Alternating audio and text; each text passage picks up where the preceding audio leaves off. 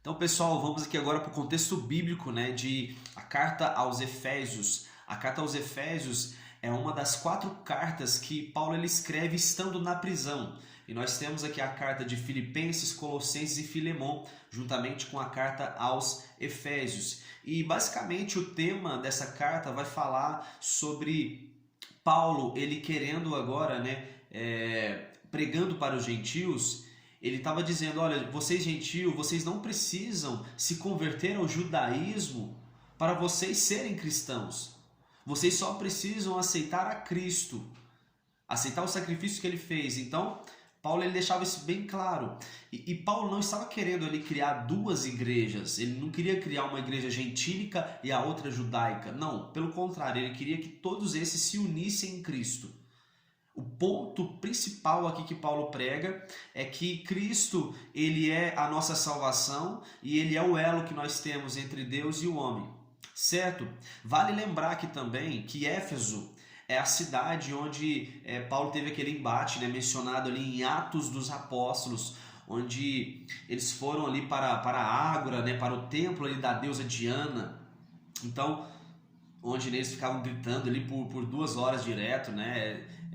Esse é a grande Diana dos Efésios. E teve, né? Eu esqueci o nome do cara que era um dono de um sindicato ali de vendas, né? De imagens de escultura.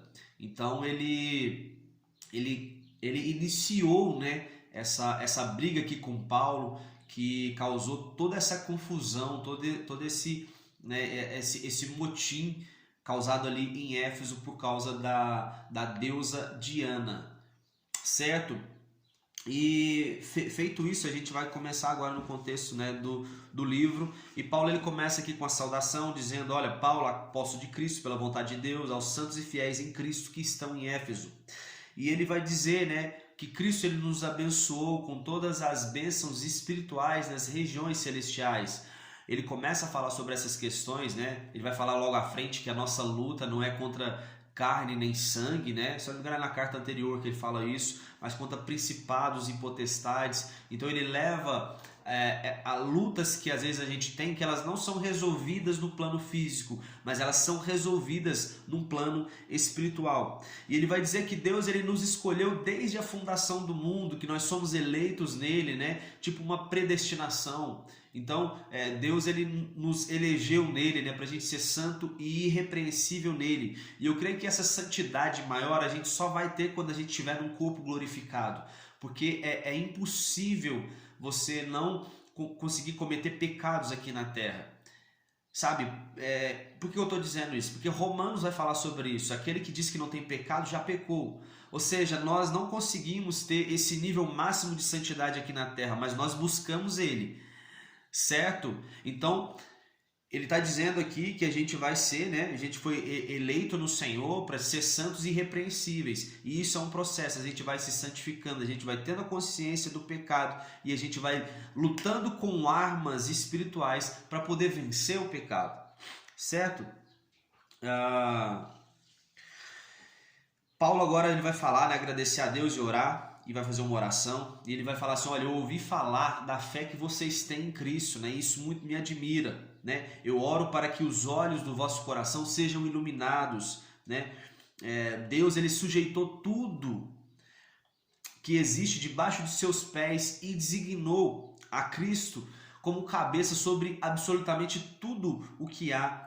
E o concedeu à igreja, que é seu corpo. Ou seja, ele está passando uma confiança ali para os cristãos, dizendo, olha gente, não fiquem preocupados com o mal que está à volta de vocês, mas entendam que Cristo sujeitou tudo debaixo de vossos pés através de Cristo. Certo? Então ele ora e deixa essa mensagem ali para eles. Ele vai dizer que é somente pela graça que nós somos salvos. Olha, Cristo nos deu vida estando nós mortos, né, nas nossas transgressões e pecados, né? E ele vai dizer que o príncipe deste mundo, ou seja, Satanás, ele age naqueles que praticam a desobediência.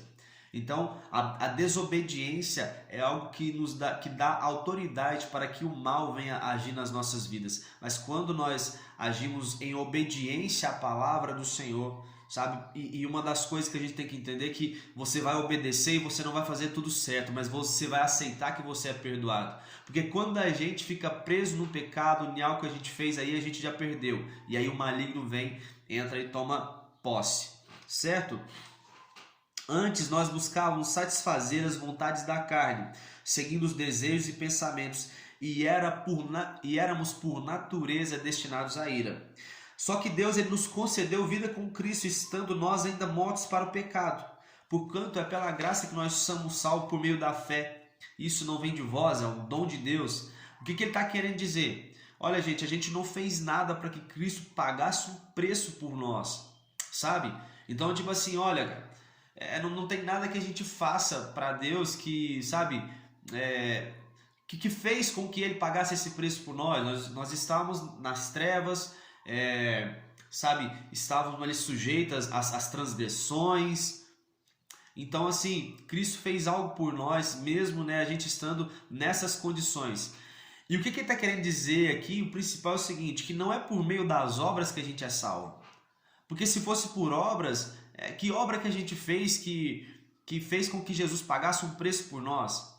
A gente estava, sabe, nas trevas, preso nas nossas transgressões e pecados.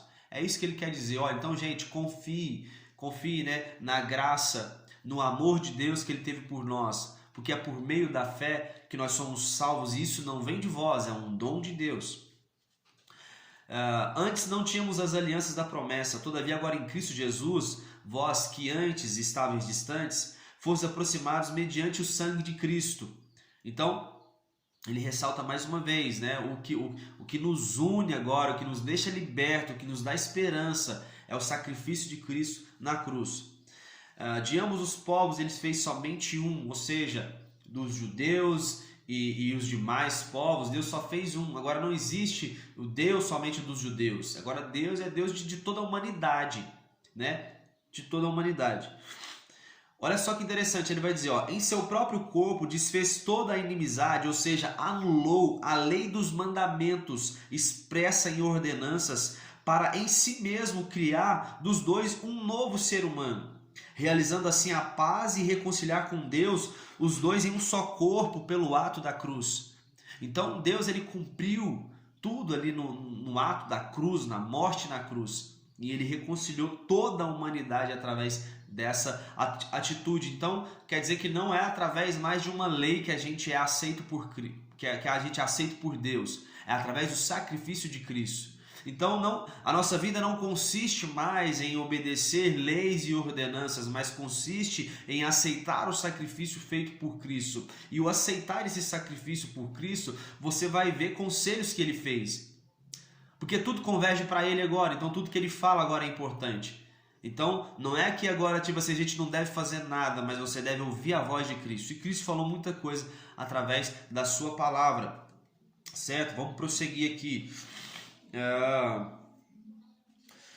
Nós somos edificados, né, sobre os fundamentos dos apóstolos e dos profetas, e o próprio Cristo ele é o principal pedra angular desse alicerce, né? Ele usa uma linguagem figurada aqui, falando de um alicerce, algo que dá firmeza para algo que está sendo construído. E nós que estamos sendo construídos em Cristo, se tornando um novo homem. Então, o nosso fundamento, o fundamento daquilo que a gente vai praticar no nosso dia a dia, tem que estar em Cristo. Ele é a pedra angular, ou seja, então a gente tem que ouvir a Ele, porque aquilo que Ele disser, isso vai trazer fundamento para a minha vida, e eu vou ficar firme diante de qualquer situação. Percebe isso? Nele, o edifício inteiro, bem ajustado, cresce para ser um templo santo no Senhor, reforçando isso que a gente já disse aqui. Paulo, eu sou prisioneiro por amor de vós, gentios, e através do evangelho os gentios são herdeiros juntamente com Israel e participantes da promessa de Cristo. Eu sou menor dentre os santos. A intenção dessa graça é que a multiforme sabedoria de Deus se tornasse conhecida dos principados e potestades nas regiões celestiais. E Paulo ele pede, olha, não desanime, pessoal, por causa das minhas tribulações, porque Paulo estava preso aqui agora, percebe? Então, isso Paulo queria que trouxesse mais força ainda para o povo. Não que povo ficasse desanimado e pensasse assim, pô, Paulo estava errado. Não, Paulo ele sabia que, assim, embora ele tivesse preso, ele tinha convicção daquilo que ele estava ensinando. E ele queria passar isso através de suas cartas. E ele faz mais uma oração dizendo, olha, fortaleçam, né, no âmago do vosso ser com poder por meio do Espírito Santo. Conhecendo o amor de Cristo, vos seja revelada a largura, o comprimento, a altura, a profundidade desse amor. E a gente só vai, né, ter entendimento sobre isso quando a gente conhecer o amor. Prossigamos em amar as pessoas. Porque assim, Paulo ele dá esse conselho para os cristãos e se estende para nós hoje como cristãos, de que assim, o que importa mesmo, o mais importante da gente experimentar em Cristo é o amor. É você conhecer o amor de Cristo, amar as pessoas. Isso é maior do que você querer desenvolver dons. Sabe, o maior dom que a gente tem é o dom do amor. E ele fala isso, né, em Coríntios 13. Olha, o amor de Cristo, ele excede todo conhecimento humano. Então tudo que a gente procurar conhecer, isso é nada diante do amor de Cristo. Certo? Eu, prisioneiro no Senhor, suplico que andeis de modo digno para com o chamado que recebestes com humildade, né? Suportando uns aos outros em amor. Há um só Senhor, uma só fé, um só batismo, um só Deus e Pai de todos, que é sobre todos. Há um só Deus e esse é Pai de todos. Quando Jesus subia em triunfo às alturas, levou cativo muitos prisioneiros e distribuiu dons aos homens. Assim ele designou alguns para apóstolos, outros para profetas, outros para pastores, evangelistas e mestres. E aqui está os 5 ministérios, né, de que tanto a gente fala nas igrejas, né? Paulo ele diz que Cristo ele designou pessoas para isso, para esse fim. Os dons são para aperfeiçoar os santos. Quem são os santos? Somos nós. Nós que aceitamos a Cristo, nós somos santos. É dessa forma que a Bíblia nos chama. Não santos como a gente conhece como imagem. Sabe, você pega, por exemplo, o São Sebastião. Esse é um santo. Esse foi um homem de Deus santificado, porque ele procurou seguir ao Senhor. Mas ele não é para ser adorado. Essa é a grande diferença que a gente tem daqueles que adoram imagens de escultura. Os santos, eles continuam sendo santos, mas eles não devem ser adorados. Eu sou um santo no Senhor porque eu conheci a Cristo e eu procuro obedecer a Ele. A Bíblia me chama de santo. A Bíblia chama você de santo. Você que aceitou a Cristo e segue os mandamentos dele, vocês são santos. Então, esse é o grande ponto. Mas nós não somos feitos para ser adorados. Embora sejamos santos, nós não fomos feitos para ser adorados. O único digno de adoração é o Senhor. O objetivo é que não sejamos mais como crianças, né? Ele vai falar sobre os dons, para a gente ser aperfeiçoado, para a gente não ser mais como criança, levado por todo o vento de doutrina, né? Sendo jogado para cá e para lá. Então, assim, a gente tem que entender que, olha, cara, sabe, não é porque apareceu uma unção diferente, um mover diferente que eu tenho que aceitar. Eu tenho que ter uma convicção naquilo que eu tô praticando, acreditando. Não vivam, ele vai dizer, como os cristãos devem agir agora. Paulo parte, né, para esse tema agora. Ele vai dizer, olha, não vivam como os gentios que vivem na inutilidade dos seus pensamentos. Havendo perdido a sensibilidade, eles se entregaram a um estilo de vida depravado, cometendo com avidez toda espécie de impureza. Vocês sabem que vocês devem se despir do velho homem, né, aceitar uma nova humanidade, nascer de novo em Cristo. E ele diz, olha, estremeçam de ira, mas não pequem. Acalme a vossa ira até que o sol se ponha. Então, se você teve uma briga hoje, né, com o seu patrão, acalma isso, embora você não consiga falar para ele assim, olha, me perdoa por isso, mas no seu coração você já vai ter perdoado. No seu coração você já vai ter aquela predisposição para chegar no outro dia e você já não ter mais aquela raiva, não chegar no serviço pensando assim, nossa, na hora que ele falar a primeira palavra aqui comigo, eu já vou soltar os cachorros, sabe? Acalmar a nossa ira. E acalmar a nossa ira talvez, né, não necessariamente vai ser você chegando tete a tete, frente a frente com a pessoa e pedindo perdão, certo? Mas você pode irar, só não peca, tá bom? Porque a gente quer ter uma casta, não é uma casta a palavra, mas a gente quer passar uma espiritualidade para as pessoas que a gente não tem, que eu sou santo, eu não iro, eu não faço isso. Não, cara, a gente é ser humano, todo mundo erra mesmo, não tem nada perfeito não, sabe? É uma coisa de religiosidade, porque eu sou santo, que não sei o quê, né? Embora assim a Bíblia chama a gente de santo, mas a gente erra, cara. A gente é santo porque a gente crê no sacrifício de Jesus. Nós somos santificados, purificados pelo poder da tua palavra. Entende? Então é isso, cara. A gente tem que, né, mudar nossa mente e entender assim, que a gente não consegue cumprir mandamentos, viver uma vida totalmente santa, né? Embora a gente busque isso, mas a gente entende que a gente ira, a gente faz coisa que não deve, a gente peca, mas ainda assim nós somos perdoados. Não sai da vossa boca nenhuma palavra que cause destruição, mas que seja útil para edificação. Sejam bondosos e perdoem uns aos outros. Sede imitadores de Deus, né? Não haja entre vocês imoralidade sexual. Naquela época ali, né, havia templos pagãos, né, como esse da Diana aqui dos Efésios, e era comum ter prostituição dentro desses cultos pagãos, né? Entre os pagãos havia prostituição. Então, algumas pessoas estavam se convertendo agora ao cristianismo, eles estavam aceitando a Cristo. Então agora Paulo estava exortando para essas pessoas, antes vocês viviam dessa forma, agora não vivam mais dessa forma, com prostituições, certo? Pronto. Não se associem a obras infrutíferas das trevas, pelo contrário, condenai-as.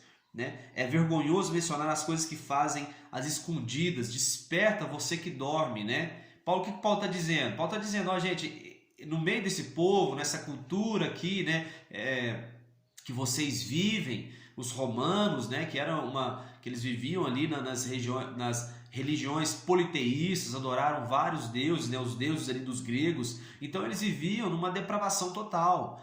E eles estavam se convertendo ali agora. Então Paulo está dizendo, cara, não vive como essas pessoas. É vergonhoso mencionar o que eles fazem às escondidas. Desperta você que está dormindo. Se você ainda não entendeu isso, desperta. Certo? Aproveite cada oportunidade, porque os dias são maus. Não vos embriagueis com vinho, mas enchei-vos do Espírito Santo, falando entre vós com salmos, hinos, cânticos espirituais, cantando e louvando de coração ao Senhor. Afinal, o louvor é algo que ele quebranta o nosso coração. Então Paulo exortava para que a gente, né, fluísse nesse mover, sabe, que os nossos cultos fossem, né, através de culto, de cânticos, cantando salmos e hinos ao Senhor, certo? Ele vai dar um alerta agora na vida conjugal. Ele vai dizer, olha, esposas, respeitar o vosso marido, porquanto vocês são submissas ao Senhor. Então a esposa, ela é submissa ao marido, porque antes ela é submissa ao Senhor.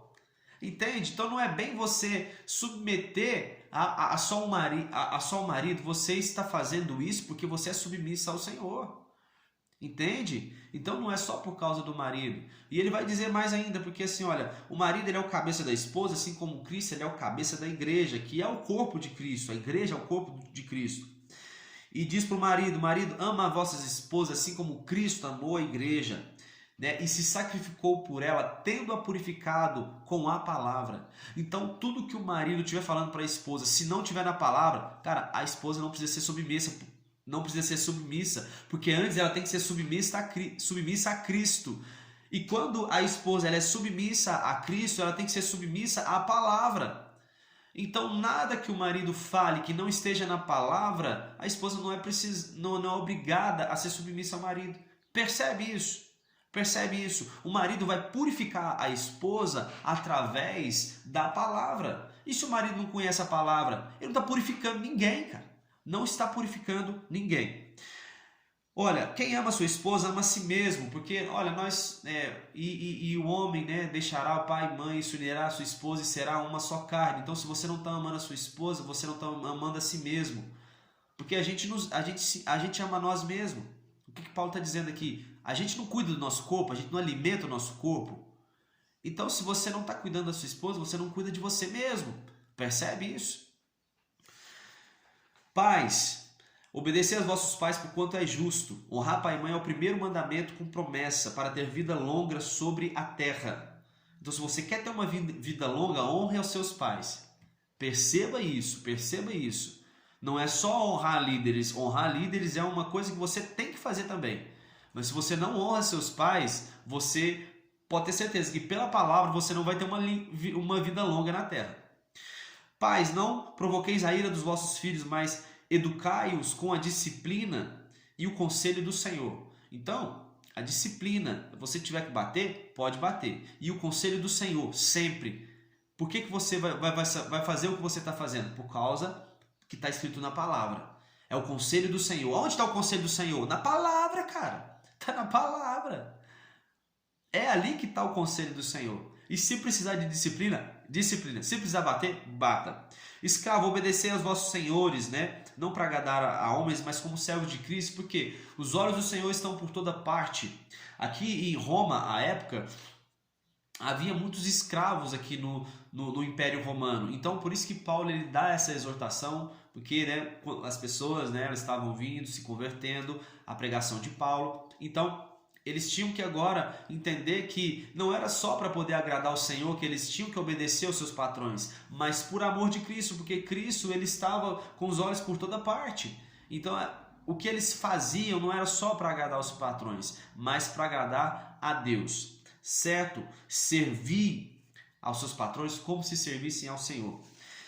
E ele vai falar agora da armadura da fé, né, para a gente fechar, dizendo, olha, revestivos da armadura de Deus para ficar firmes contra as ciladas do diabo. Nossa luta não é contra seres humanos, mas contra principados e potestades, né? Agora fala, né, de novo, acho que eu falei no início do vídeo sobre isso. A nossa luta não é contra carne nem sangue, mas contra principados e potestades. E contra os dominadores desse sistema mundial em trevas, contra forças espirituais do mal nas regiões celestiais. Certo? Nas regiões celestiais nós somos o quê? Abençoados. Tenha o escudo da fé, do qual podereis apagar todas as setas inflamadas do maligno. Usai o capacete da salvação e a espada do Espírito, que é a palavra de Deus. Olha, a espada do Espírito, usai ela, é a palavra de Deus. Então a gente combate o mal usando a palavra de Deus. Amém? Olha, orar no Espírito em todas as circunstâncias, competição e humilde insistência. Orai por mim para que me seja concedido o poder da mensagem. Paulo estava em missão e ele estava pedindo oração ali para os Efésios para que ele possa né, ter ousadia, ter autoridade na mensagem que ele ia pregar nas próximas cidades. Paulo diz né, que ele é o embaixador do Evangelho de Cristo, representante de Cristo aqui na terra. E ele diz, olha, para que eu seja ousado no falar. E ele vai dizer, finalizando, olha, para saber como eu estou, Tíquico vos informará tudo. A graça seja com todos que amam Jesus Cristo, com amor sincero e incorruptível. Amém, pessoal? Então aqui a gente termina o contexto sobre a carta aos Efésios e já a gente volta com o contexto de outras cartas. Um abraço e fiquem com Deus.